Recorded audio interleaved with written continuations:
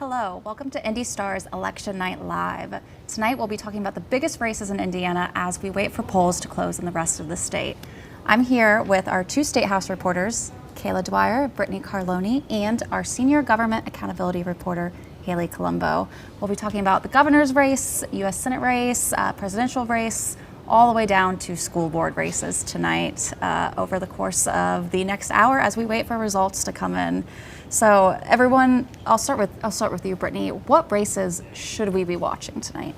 I mean, I know across the country people are probably very closely tuned into the presidential race, but in a state of Indiana perspective, I think we're very, very closely watching the governor's race, and Kayla's been reporting on that very, very thoroughly throughout the last several months. I know the Attorney General's race is something that people have been looking at very closely, which Hayleigh has also been following very closely over the last several months. And then I think we're also trying to see what some of these Statehouse races look like. There's very competitive ones in central Indiana and some other parts of the state as well. So it's going to be an exciting night, maybe. We'll see. Yeah, yes, I'm hoping it's not too late of a night is what I'm hoping for.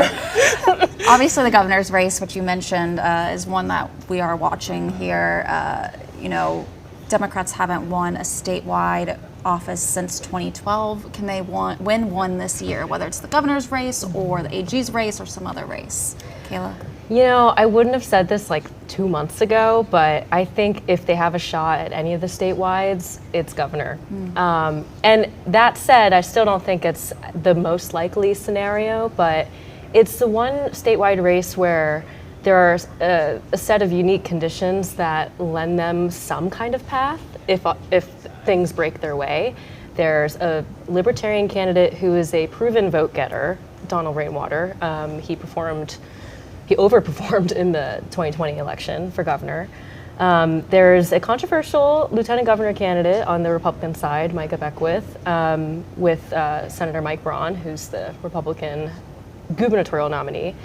And Jennifer McCormick, the Democratic nominee, she, won a statewide office previously as a Republican. So that has a little bit of appeal to those moderate centrist voters who are kind of her key. If she were to pull off a victory, it would be because of them crossing over to her side. Interesting. And I think that's important to note because everyone knows that Indiana is a Republican state. Like, we're not kidding anyone here. It is a state that only has Republican statewide officials, Republican supermajorities, so you do need that crossover vote in order to win in this state. When it comes to McCormick's race, Hayleigh, you just had a story yesterday on how she needs those crossover voters, those women. How likely is that to happen, that you'll have Republican women voting for McCormick instead of Braun? It is really interesting. I don't know how likely it is, but it is. I know that it's very important, right? It's critical, but how many voters are out there that are gettable? I talked with a few Republican-leaning women, people who had typically voted Republican in, all of their past races, people who couldn't remember voting for Democrats, who said that Jennifer McCormick appealed to them and that they saw themselves in her. And I thought that was really interesting. However, the Emerson College poll, the key independent poll that was released, during the general election, found that just 3% of Republican voters were planning to vote for McCormick. So, I don't know. How much vote does Rainwater get? Does 3%, if it kind of holds at that, is that substantial enough to do anything? I don't know. And that poll was there's been quite a few Beckwith blow-ups in the headlines since then. That's true. But I mean, is the average Hoosier really paying attention much to the lieutenant governor candidates? I don't know. It's hard to say because I think a lot of these headlines probably percolate a lot among people who are already politically engaged and probably have already made up their minds about who they're voting for. So it's hard to say how many people that actually changes their voting path. Yeah, and Kayla, can you kind of talk us through some of those moments that Micah Beckwith has had so far that have generated headlines and how Braun has responded to those? Has he been, reluctant to, sort of shame his lieutenant governor candidate there? Or? He has. I mean, he's definitely expressed his discontent in certain ways, but nothing that's like very bold. So to back up a little bit, so Mr. Beckwith is about as conservative as you can get on social issues. One of the issues that sort of gained him prominence was being very against the COVID lockdowns, and he handed out, what was it called when you the religious exemptions for vaccines? I couldn't think of it. But in this election cycle, he's called the Democratic ticket, which, by the way, happens to be all women at a statewide level, Jezebel spirits, which is a biblical term referring to sort of the archetypal wicked woman. He's said that, he would search out the deep state in Indiana government and potentially fire them by, seeing who includes pronouns in their emails, just kind of, but it's unclear to me whether this is these obviously are things that rile up the Democrats, but, is it convincing people who aren't already either against, aren't already against the Braun Beckwith ticket? I don't know. I could just feel like, a lot of people tend to just come home to their party at the end of the day when it's that decision at the voting booth. Yeah. I think it's interesting though, because I don't think there would be any other election cycle where we'd talk about the lieutenant governor candidates. Right. This is definitely a weird election for that reason. Yeah. One of the other things I'm really interested in is I've noticed a lot of educators for McCormick signs around town, and I've talked to some teacher friends who are very gung ho about Jennifer McCormick in the governor's race. Obviously, it was a powerful voting bloc back for Glenda Ritz back in 2012. I'm curious if you think that could have any impact on this election, and at least make the odds a little bit more favorable for Jennifer McCormick. Yeah, I think if she wins, I used to think it would be because of the Micah Beckwith factor, but we've talked about this a lot, and I think if she were to win, it would be a variety of reasons. It wouldn't be just one reason. I do think the teacher voting bloc could be one of those factors. The libertarian element, there's just all these factors that we've talked about. It would be pretty hard to pinpoint simply because, how do we tell who all the teachers voted for, besides the signs? But I think that's a really good observation by you. Thanks. I want to talk about the Attorney General's race. Hayleigh, you've been covering this one. Rakita's obviously generated a bunch of headlines over the past couple of years, publicly reprimanded for his comments regarding Kaitlin Bernard. Do you think any of those sort of controversies would make a difference in this race, or is Rakita still the favorite to win? Rakita has a really strong base of support. He's a known quantity in Indiana. He's been in elected office for the last 2 decades, with a couple, years out. But he has a really strong base of support. He has strong fundraising. I'm not sure what impact, if any, the Supreme Court reprimand will have on him. Destiny Wells, the Democratic candidate, has tried to make the election kind of a referendum on his character, on how he has performed in his ethics, and how he has performed as Attorney General the last 4 years. I'm not sure. I feel like that was kind of at the beginning of this, maybe like back in August or something when we started thinking about the general election. I feel like maybe the AG's race is going to be like the race, because the governor's race, I don't know. But then the governor's race started getting so spicy that in the AG's race hasn't necessarily felt like that. There's also the lack of a libertarian candidate. And I feel like that hurts Destiny Wells. What does polling on that race show, if there is any polling on that race? What does it show? That same Emerson College poll showed Rokita, and this was in September, but not that much has changed in that race. Rokita polling in 49%, Destiny Wells polling in about 35%, with a substantial amount undecided still. So that's interesting. But I mean, still, Rokita, you know, had a strong lead over her. I'm also curious, you know, we saw Destiny Wells, she obviously ran for election 2 years ago against Diego Morales and for the Secretary of State's office, and she couldn't win that race either, even though, you know, there were some controversies in that one. Brittany, I'm curious if you think that there's, I don't know, is that a sign that no, she can't win, or is it a different race? What do you make of that?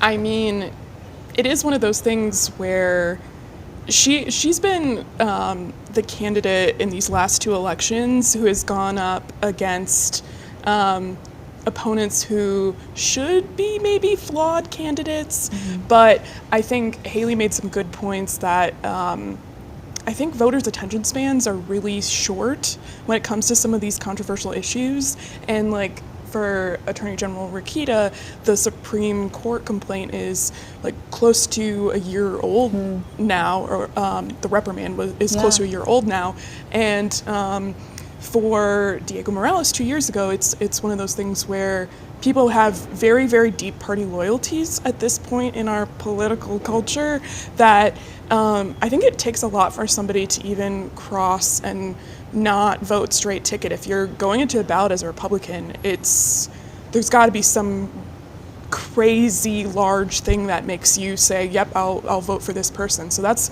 just a lot of things up against Destiny Wells at this point. Yeah, I mean, I think the straight ticket party thing is a good point, because here in Indiana, you know, obviously you can just press that button to vote straight ticket, and I do wonder, you know, how many people just do that without, you know, checking out each of the candidates. And even if you don't just press that button, you know, a lot of people still will just look for, okay, there's the R or the D, that sort of thing. I've wondered this for a couple elections now that, you know, since Trump, I do think that there are some Republicans who are okay with maybe voting for one candidate that isn't a Republican, but are they willing to vote for, you know, more than one Democrat, or does that just them admitting that they're no longer a Republican? You know, I'm wondering if McCormick being a strong candidate or Kamala Harris being a strong candidate actually hurts Destiny Wells in some ways, because, you know, how many votes do you cross over for? I don't know if Kayla, I've done my crossover vote in that sense. I mean, what do you think? Do you think that people have that sort of concern in their mind when they're going to the polls? I think that's plausible, honestly, because like who you vote for obviously is your private information, but you're certainly going to talk about it with your family and friends, and there may be certain races where some hardcore Republicans will think it's acceptable for you to cross the line for. Like maybe Trump-Harris is one of those races, maybe even McCormick-Braun is one of those races, but is Wells, you know, it could depend on who you ask. Yeah. That's also that's kind of a technocratic office that I'm not sure that most Hoosiers are, you know, maybe super aware of like what that office does or like what impact it could have on their life. And I know that because of that, Destiny Wells' campaign was focused on, you know, I saw her say a couple times throughout this process, like, hey, we don't have an abortion referendum here in Indiana, so think of the Wells-Rokita race as the abortion referendum, like, because he is, that is the subject, I guess, of the reprimand from the Supreme Court. It was over his comments about the OBGYN. I feel like you have to be a super engaged voter to be like, to make all those connections. And also to like maybe know, like, do most voters know that the Supreme Court reprimanded Todd Rokita? Do they think that impacts their lives? Probably not. Right. Yeah. And I mean, because you look at it too, usually, I think, wasn't it Curtis Hill back in whatever year that was, bragged that he was the highest vote getter, you know, ever. So I think, to your point, yes, that people they vote by party a lot of times for those types of offices. So it's a really interesting point.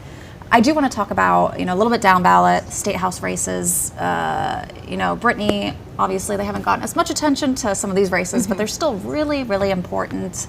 You know, Democrats need to break the supermajority if they want to have any ability at all to kind of control what gets done in the state legislatively. Which one should we be watching across the state for those state house races? Yeah, like I mentioned at the beginning, really some of the most competitive ones are here in central Indiana, and I think this goes back to 2 years ago in House District 32 in the northern Marion County Carmel Fishers area.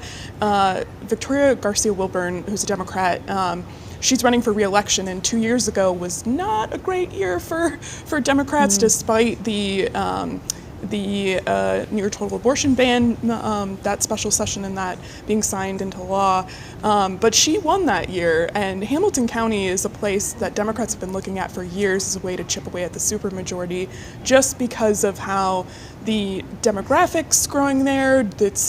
Not only are the population in those communities growing, it's growing more diverse, and that can suggest this area turning more purple. But if we look at this year, they have Victoria Garcia Wilburn running for re-election, and then in Carmel specifically, State Rep Jerry Torr, who's been in his seat in Carmel for nearly 30 years at this point, he's retiring, and so we have Matt McNally, who's a Democrat, and Danny Lopez, a Republican.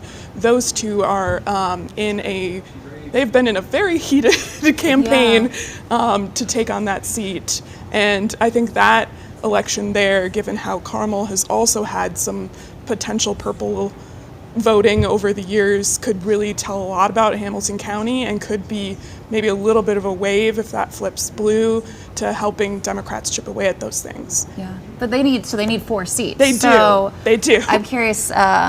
Are there other races elsewhere that maybe they could pick off, or that they have to defend? Yeah, tonight? I know the Bloomington area. I believe State Rep Dave Hall, his seat's up for re-election today, and I believe his race was also very close 2 years ago.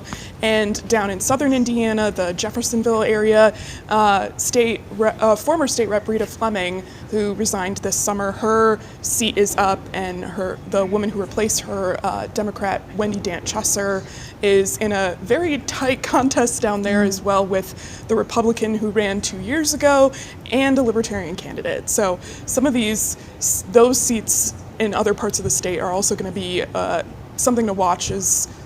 Can Democrats really chip away at that? And that's kind of a final stronghold for Democrats in southern Indiana, right? Yeah. I mean, you think back to a decade ago or so, how there were all these southern Democrats, and now this is it. This is kind of the final straw of, are the political parties realigned? Exactly. So that will definitely be a really interesting one to watch. And I think what's interesting about that district too is, if you guys don't know, Rita Fleming, she is pretty moderate, or she was pretty moderate. So I'm curious to see if that's why she was able to win these elections, because of how moderate she was. I mean, there was a point where moderate Democrats were winning in Indiana. Joe Donnelly, back in 2012, was the last, I think one of the last statewide races where Democrats won. So, we'll have to see. Yeah. Okay, well, the other one, obviously, that we can't forget about, presidential race. We know in Indiana that, we've gone for Trump the past 2 elections. We're definitely not one of those competitive races. Nobody's really watching us very closely, but we still care about this race. So, Indiana was the first the first state called for Trump back in 2016. Hayleigh, you're going to be following this race tonight. When do you expect this race to be called, and what do you expect the spread to be, maybe is the best way to word it? It's so interesting because he, back in 2016 and then in 2020, he won Indiana with 57% of the vote. He pretty much trounced Hillary Clinton and, won Indiana by 19 points in 2016. Joe Biden kind of chipped away a little bit at that spread, and Trump then won by 16 points. Still very healthy, very successful campaign. But does that margin change at all this year? Is it, I would be so curious. I'm very curious about that. Does Kamala Harris perform more like a Hillary Clinton here, more like a Joe Biden, or is it something totally different? Is it closer? I really don't know. I think it's interesting though that that's the question we ask here. You know, not Yeah, not like Not necessarily. could she win? I Yeah. mean, and the thing, like, so President Obama was the last Democrat to win here in 2008. That was very narrow. I was actually looking back at that the other day and kind of forgot how narrow that was. And also, I mean, Obama physically campaigned here in Indiana. Like, I remember when he came to Indianapolis, I was at Butler. Oh, wow. And we haven't had, Kamala Harris did come because she was speaking at the sorority earlier in July, but she's not like actively campaigning here. Right, and that was like that an official before- visit. It was pre-planned before the switch. Yeah, I forgot. Yeah, So it was accidentally campaigning. That's what we get. We get the accidental presidential campaign. But did she open up an office in Gary or something like that? The Harris-Walz campaign, Yeah. Capitol beat Gary, they reported earlier this year that they had a campaign headquarters up there, but So, just kidding. What about But the timing, I don't know. Also, what about Nikki Haley? You know, back in the primary, there was all this talk about how she got 20% of the vote in Indiana, despite already having dropped out of the race. Brittany, do you think that's at all a factor in this presidential race, or are they going to mostly fall in line as Trump voters? I mean, that's a great question, and I think a lot has happened since the primary. I mean, this summer, there was a span of maybe 4 weeks this summer where it felt like every day was a life-changing, world-changing event. And when President Trump was the first assassination attempt in Pennsylvania, right before the Republican National Convention, Nikki Haley wasn't planning to attend the Republican National Convention in Milwaukee, and then that assassination attempt happened, and she showed up. She decided to support former President Trump. She spoke at the Republican National Convention. So I think the way things have changed over the summer, I'm not sure what that looks like for those Nikki Haley voters, because does her support for Trump change that? Who's to say? Yeah. I think that's a good point. It's a one case to vote, for a different candidate in the primary than to switch parties in the general. So. Okay, well, we are almost out of time for you all. You need to get back to your election night stories since we will probably be seeing results soon. But I do want to ask, what's the one big question that you have for tonight? Kayla, we'll start with you. We've been talking about it all night, but how many crossover Republicans McCormick gets in the governor's race is my big question. Yeah, Brittany? I've been following the U.S. Senate race pretty closely, which is not among our races to watch. It's not expected to be very competitive, but I am curious to see what the spread is in that and how much favorite Republican Jim Banks is expected to win that race. So, All right, Hayleigh? do Indiana Democrats break the supermajority in the State House? Yeah, that is A big question. all big questions that we'll be looking at tonight. We are going to break for a little bit, and when we get back, we will have early election results for you, as well as talk to our next round of guests here. Thanks for being with us, guys. thank you. Thank you.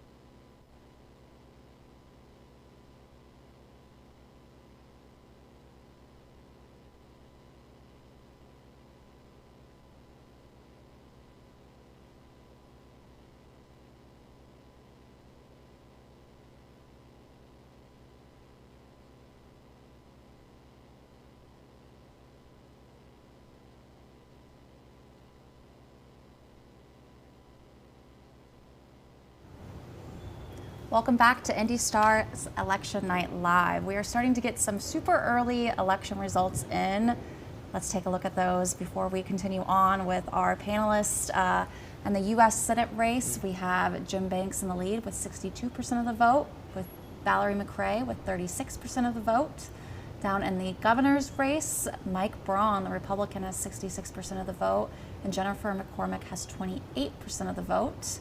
Donald Rainwater with 55% of the vote in that race. And then in the Attorney General race, Todd Rokita has 72% of the vote right now, compared to Destiny Wells' 28% of the vote. And just a reminder that these are super early returns. I think if I'm looking at my results right, it's about less than 5% of the vote maybe. So a lot can change. We also haven't even had polls closed yet in the western part of the state. So it's still way too early to tell who's going to win in any of these races. So we will get back to our panelists now. With me, I have opinion editor James Briggs. I have the chair of the Hamilton County Democratic Party, Jocelyn Vare.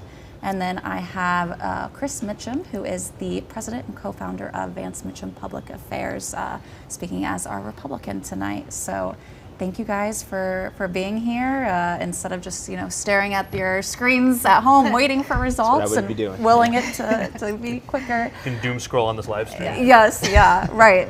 It gives you something to do instead. So now, what are all of you guys watching for tonight? James, we'll start with you. So I'm going to be kind of annoying. I'm actually thinking about 4 years from now.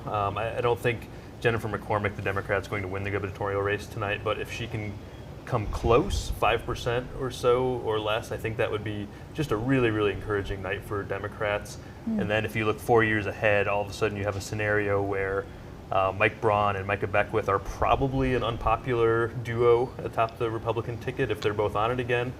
Maybe Democrats have some time to build momentum. Donald Trump won't be on the ballot in 4 years, we assume.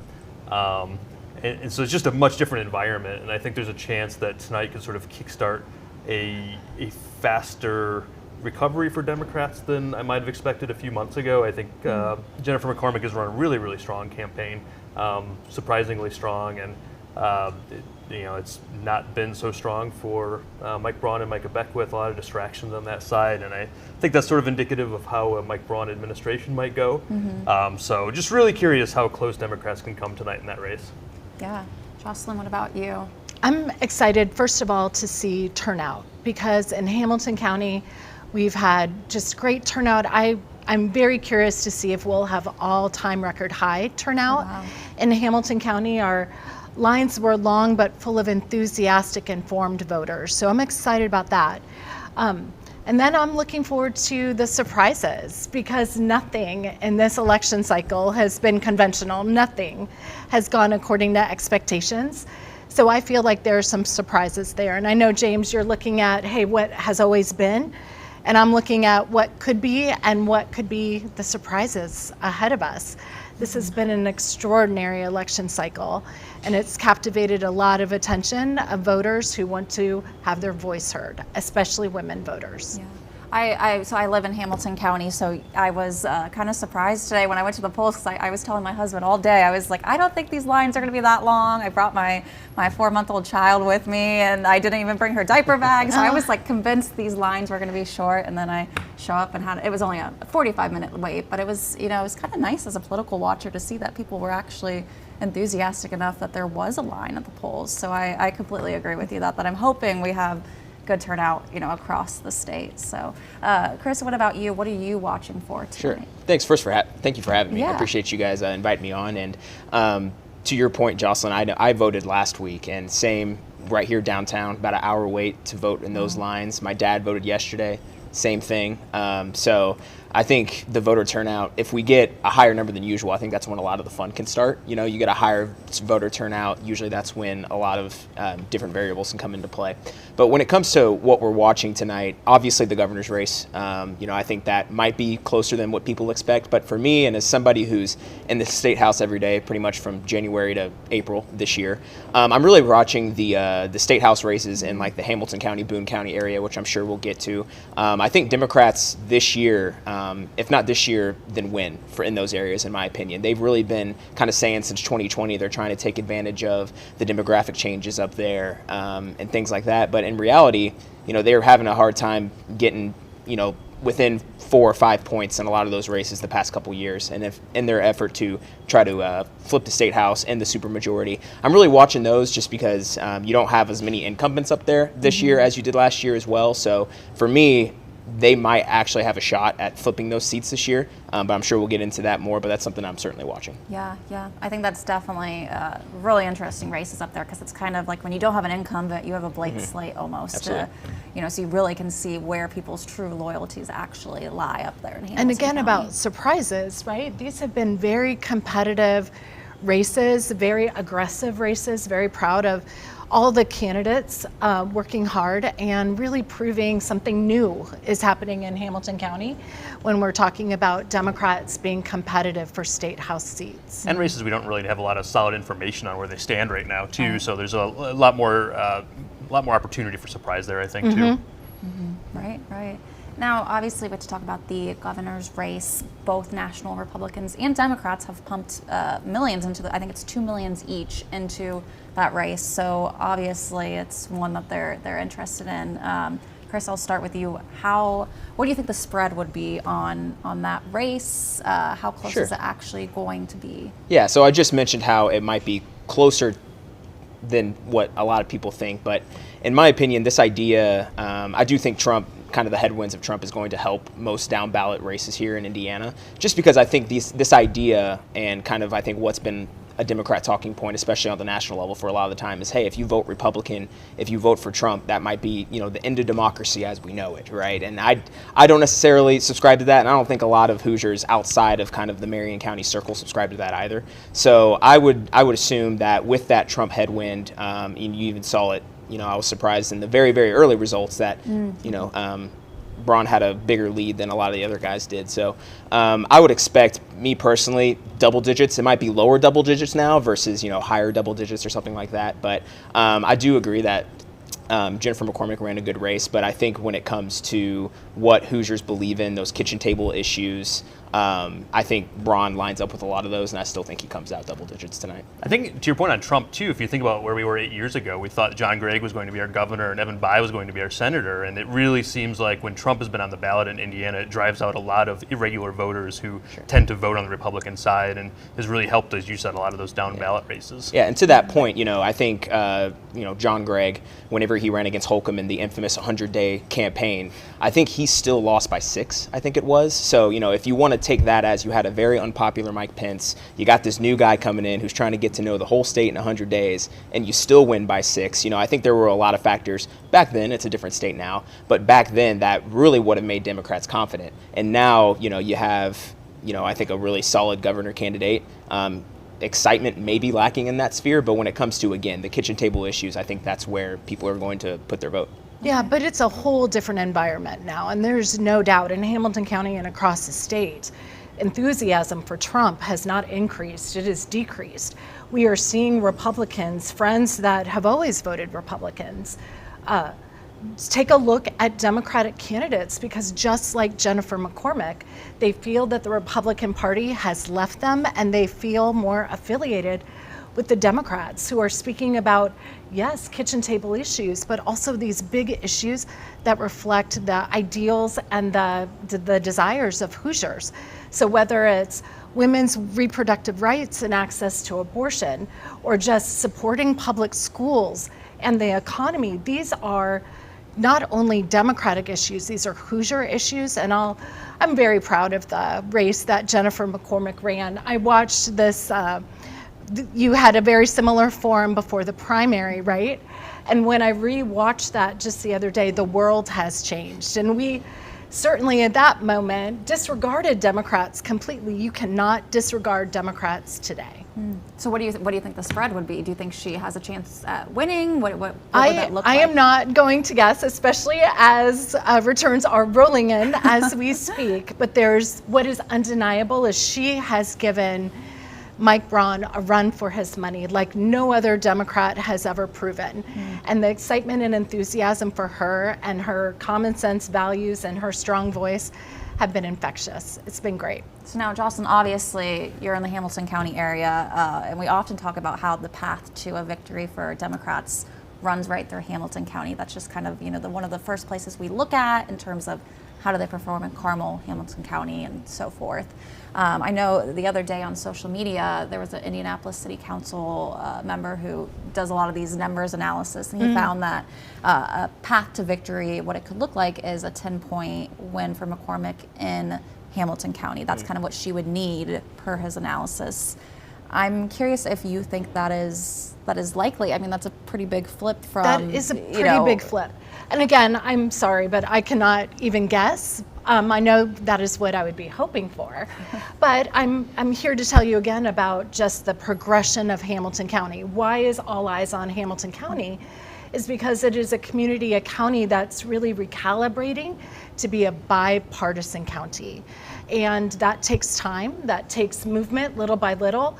But I'm here to tell you, when I ran successfully for Fishers City Council at large 5 years ago, no Democrat had been elected in my community of Fishers. We've come a long way in 5 years.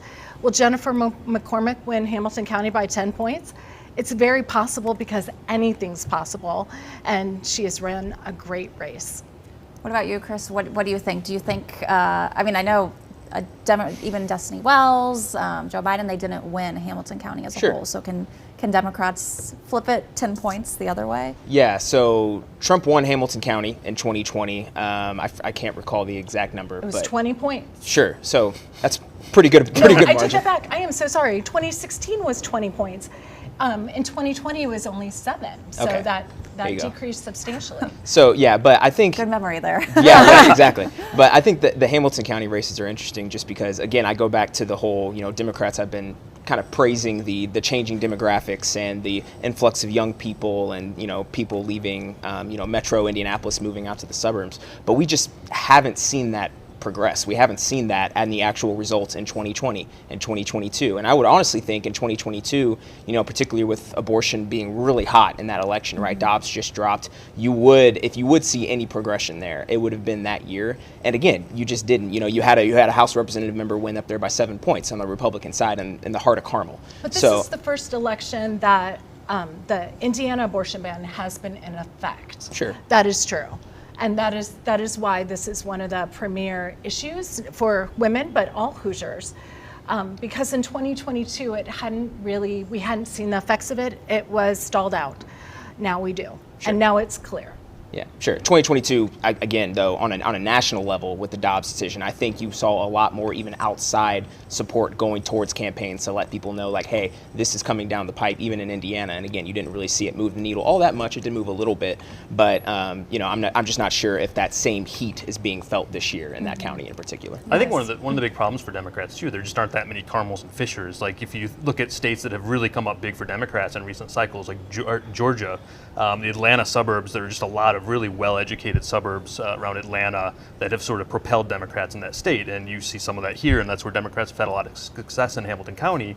There just aren't that many of those places, and even in Hamilton County, there's still a lot of rural places in Hamilton County, and so it's certainly the momentum is there, but it's coming a lot more slowly than it is in some other states that have those just giant metropolis. Right, absolutely. I think we can acknowledge, like, it takes time. As I said, the progress in 5 years to create a bipartisan community has indeed been step by step. But we also know if we're fighting up the uphill battle against gerrymandering, and some seats have been held by Republicans forever, we've got an uphill climb, but it's giving voters hope that there are other options, and just because a candidate has an R at the end of their name does not mean it's a sure thing. Mm-hmm. So again, we have a long way to go. I'm a realist, but I also know the importance of voter hope and feeling that their vote matters. Right. I want to take a quick break and look at some election results right now, just because we do have a little bit more in. Again, still early. I think we're at about 9% of the vote right now, and looks like Donald Trump in Indiana is still leading with 57.5% of the vote compared to Kamala Harris's 41.2%. So kind of what you'd expect there. And then in the governor's race, which obviously has more intrigue for us, Mike Braun is leading right now with 55% of the vote compared to McCormick's 41.8%. And then in the U.S. Senate race, Jim Banks is leading with 59% of the vote compared to Valerie McRae's 39%. So, which leads me into my next question for James here. You know, there's obviously a U.S. Senate race on the ballot this year too, which I don't think we've talked about once so far in the second half of this show. James, how bad of a sign is, I mean, I know you've talked about sort of this positive energy that Democrats have, but how bad of a sign is it that we're not talking about the Democratic U.S. Senate candidate? Yeah, Valerie McRae is not a strong candidate, and it's not great for Democrats that they couldn't recruit someone competitive in that race, but at the same time, it's also not unique to Democrats. Jim Banks has had sort of a cakewalk to the U.S. Senate seat that started on the Republican side. There was talk of maybe a competitive primary, but it just didn't materialize in the spring for Jim Banks, so he just sort of walked through that, and now he's kind of walking through the general election as well, and that's really, really remarkable story. I think Jim Banks is a very flawed candidate, but he is winning a U.S. Senate seat about as easily as one can. Yeah, why do you think that is? That is just so, usually in other states and in other years, the U.S. Senate race is a highly contested one. Why could he not even, get a true primary election? Well, it certainly seems to have a solid, infrastructure around him. Mitch Daniels had sort of kicked the tires on running for Senate earlier this year, decided not to. To sort of get through what could have been a really tough Republican primary without any shots fired by Jim Banks shows at least some political acumen on his side. Jocelyn, do you think it is a bad sign that we're not talking more about the U.S. Senate race for Democrats? Well, there's a lot of competitive races, but this one I thought was very special. Valerie McRae, an African-American woman Democratic candidate up against, like you said, a powerhouse. That alone takes a lot of guts. And I can't say that she's going to win tonight, but she did prove something. And that is a woman, an African-American woman, can go toe-to-toe with a Republican that, frankly, everyone thought was a shoo-in. And that really encourages a lot of more Democratic candidates. If she can do it, I can do it, and you can do it. And that's what we're looking for, I think, in Hamilton County, but across the state. So this is an important race, no doubt, U.S. Senate. But I'm just very proud of our candidate and the support that she's received statewide.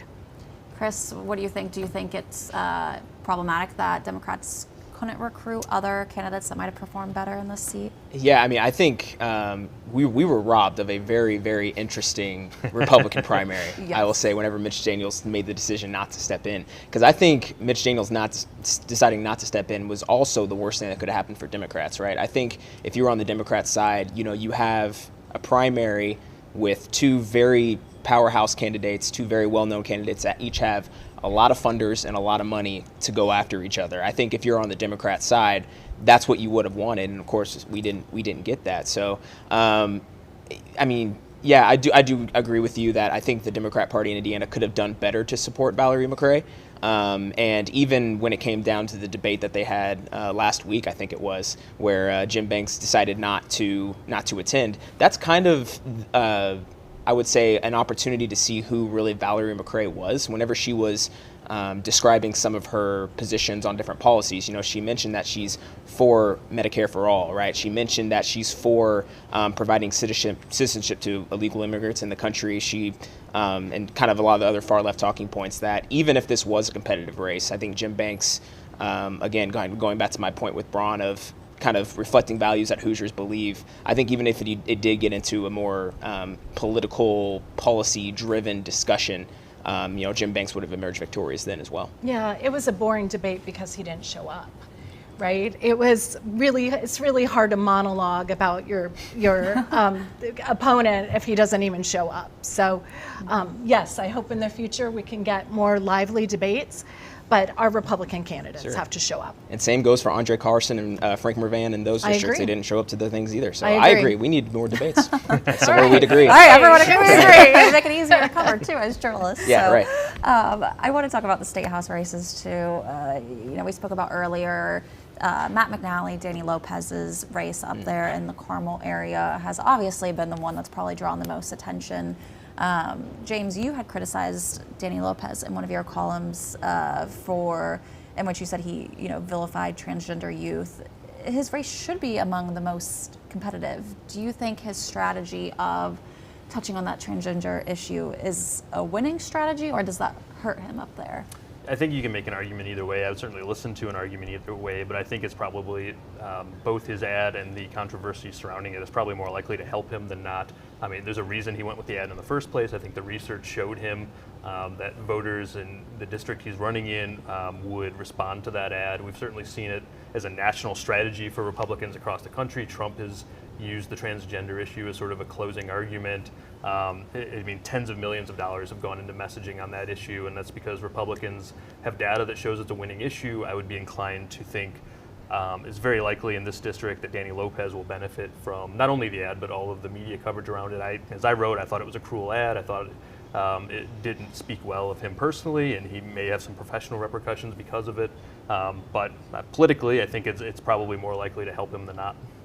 Chris, what do you think of that? Yeah, I mean, we mentioned, the changing demographics in Hamilton County, how it's becoming more moderate, and I actually think Danny Lopez chosen as a candidate reflects that, right? I think the Republicans did a good job of finding a candidate that has been in Republican politics, that has actually built a reputation of being moderate, but also a minority. I think that will go really well, and again, that changing demographic again as well. And when it comes to like the transgender issue on the ad, to James's point, that's something that works because that is one of the issues that I feel is the most solid regardless of party, right? When it comes to, biological men playing in women's sports, that's something that, I don't think we should have, and that's something that I think is easily defendable as something that just shouldn't happen in the world. So if that does count toward if that does can be considered a political benefit to Mr. Lopez, then I think that was the right move as well. Mm-hmm. Jocelyn, any I want to speak to that. Winning or losing strategy? First of all, again, Hamilton County, we are learning how to become a bipartisan community. That also means learning how to have bipartisan election discussions and competitions. And I've thought the ad from Danny Lopez, many Hoosiers thought the ad from Danny Lopez was a low blow. It is really sad if that is one of the main issues that Republicans have found to speak to their base, and ultimately what it is doing is harming and even victimizing, I would say, a marginalized community that is already vulnerable. And please, Republicans, do not tell me you're standing up for girls' sports, but then don't stand up for women's health care. Like, you can't have it that way. But most importantly, in Hamilton County, there was an uproar about that ad, as James pointed out, and the ad was pulled. And I think that's what's important here. If that is the tactic for Republicans to win elections, I'm sorry, it's shameful. Interesting. I know we are running out of time here. I do want to talk about school board races because obviously, I know they're way more local, but they're still really important for folks to pay attention to. In Hamilton County specifically, those have become a lot more political. I'm curious, with Republicans specifically, endorsing candidates, and you have PACs up there that are, giving a lot of money to these candidates as well. Jocelyn, do you think that political parties should be getting involved with these school board elections? Absolutely not. And wait, you've heard about Hamilton County school board races? Oh my gosh, right? Like, it's a good thing. We are, school board races in Hamilton County are very dramatic and very loud. And trying to say it nicely. And I think, first of all, it's important to note that comes from, in Hamilton County, we are so proud to have some of the best schools in the entire state, some in the nation. Our strong schools built our communities. There's no doubt about it. It's our strongest asset. So there's a lot of feeling there, and we know we need to protect it. However, school boards are nonpartisan. Educating students in a public schools are nonpartisan. There is no reason that a political party needs to envelop any of their candidates. And I want to be clear, school board races are nonpartisan. If a political party is inserting themselves in that discussion, that is not intended to be there, and that further complicates and divides our community. And at the end, these school board members need to work together to serve all students. So it's really, again, I would say it's harmful, and I think it's almost self-centered to try to just fight for these school board seats and no holds barred. And that is not how we serve our community. Chris, do you think the Hamilton County Republicans made the right choice by wading into these races? I do, actually, just because I'm not oblivious to think that, you're going to have a school board race and nobody's ever going to know which party, the person has voted for just by, a simple Google search or anything like that. So if you are in those districts and you think that just sharing your political party, how you align, will help you in all of these issues that school boards tend to care about, I don't see an issue with it, especially, how we just mentioned, it's a hot button talking point, right? And I know a lot of people who would go into the polls and you see an R or a D, and then you get to the point where there's no R's and D's. It's like, I don't know who to vote for, right? So that's when you find out about the candidates, right? Right, exactly, on a Google search where you'll find out their political party. So that's why I'm like, I don't see it's a huge issue. Or what they're going to bring to the school board. Sure, but right? it gets more money and it gets more notice to school boards that I think is increasingly becoming known how important it is when it comes to judging our kids' future, how they're getting taught in schools. I will say, with the school board, obviously I'm, highly ingrained in politics. This is my job. But even with the school board candidates, I did have to immediately before I went in, I had to go pull up our past reporting and write down the specific people I was voting for, so I wouldn't forget. So I can, I'm sure that a lot of people do feel that way, where they don't necessarily know who these candidates are. Sure. But hopefully they do that all the way down the ballot and investigate every single candidate. Right. Again, not just with a letter at the end of their name. Second time we agree. There we go. Let's do it. Chris? Love it. Well, we are about out of time because we maybe might get races called. Who knows, if we're, knock on wood, optimistic here. I want to ask, what would a good night look like for your political party? Chris, we'll start with you. What would a good night for Republicans look like? Yeah, a good night, obviously double digits in all of the statewide races, and winning the Hamilton County races. And then there's even a race, again, my political nerd might be coming out, but way down south in Jeffersonville, where I think Republicans have a really good shot of even flipping to and potentially adding to the supermajority. As a lobbyist, maybe adding to the supermajority isn't the best thing, but for the Republican Party, I think that would be a really positive thing for them going forward. And we end the night with also a Trump victory. I'm looking at the TV now, and hasn't been called yet, but I know the last two elections, Indiana's been one of the first to go for Trump. So maybe if we do that again, that would be the icing on the cake. Okay, Jocelyn, what about you? For Democrats, obviously. What would a good night look like for Democrats? Well, obviously, same as everyone else, election night wins is what we're working toward. That is our goal, and that is what we aspire to and work toward. But barring that, it's definitely forward momentum. And what I'm hoping at the end of this election is voters across the state, but especially in Hamilton County, are invigorated. They are not disengaged. They're motivated to get more involved. They're motivated to learn more. They're motivated to make sure they're coming out for every election, not just the biggies that are on TV, making sure that they learn about their candidates, get involved. So for me, forward motion, keeping up that energy and momentum. In Hamilton County, we logged in the last just few weeks, 250 volunteers. You guys, 5 years ago, we couldn't, people would say I'm the only Democrat in Hamilton County. This is amazing progress. So no matter the outcome, I'm hoping for my friends in Hamilton County and across the state to know that they voted, their voice was heard, and their voice matters. James, what about you? What does a good Republican night look like? What does a good Democratic night look like? I think for Democrats, again, I don't think it's going to be a good night for them in Indiana, but I do think Kamala Harris wins the presidential race, and that I think makes a lot of sad feelings go away in Indiana, even with some losses here. On the Republican side, I think if Mike Braun wins by more than 10 points, as Chris said, one, that's a really tough night for Democrats. I think it makes it harder to look ahead with optimism, and it also sort of fuels this Republican narrative that they just keep rolling and dominating. No matter how many crackpots they nominate to statewide office, it just doesn't matter. And I think that's, again, I mean, it's, you have Todd Rokita down the ballot. He's probably going to have a big night too. And I think winning by more than 10 points makes it really tough for Democrats. Great. Well, thank you all for being here with me tonight. Again, we have James Briggs, Jocelyn Vare, and Chris Mitchum here on our panel. Tune in all night long. We will have results for you at IndyStar.com, and we will keep track of when these races get called. Thank you.